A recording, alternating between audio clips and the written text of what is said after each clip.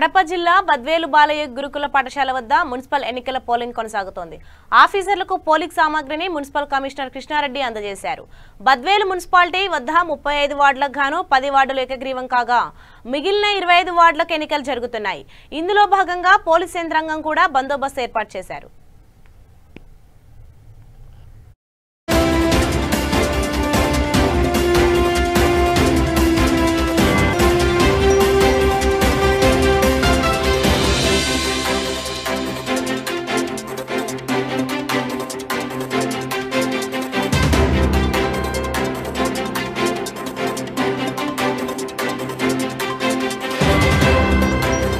ప్రజలందరికీ నమస్కారం అండి.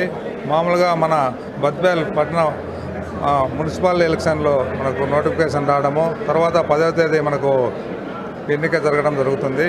ఈరోజు 9వ తేదీ మనం రిసెప్షన్ సెంటర్ ఇక్కడ బాలయోగి మహిళా స్కూల్ దగ్గర మనం ఏర్పాటు చేయడం జరిగింది బద్వేల్లో. దానికి సంబంధించి మనకు పోలింగ్ సిబ్బంది 348 మందిని పోలింగ్ సిబ్బందిని ఏర్పాటు చేయడం జరిగింది.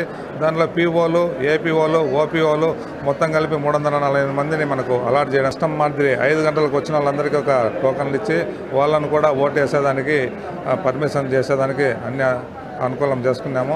తర్వాత ఇందులో ఎక్కడ కూడా ఎటువంటి అవాంఛనీయ సంఘటన జరగకుండా పోలీసు బందోబస్తు ఏర్పాటు చేయడం జరిగింది.